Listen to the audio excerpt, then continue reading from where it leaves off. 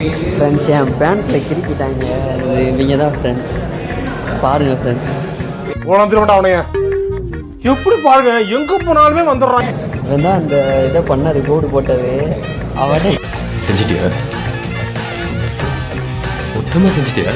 இதெல்லாம் ஐயனார் போட்டது தான். இந்த கையில் எழுதி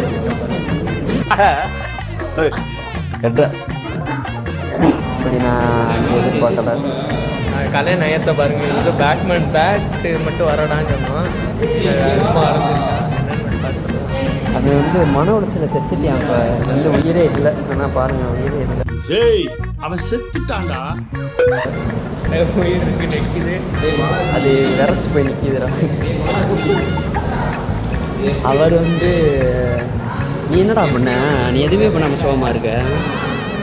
நீ சொல்றா.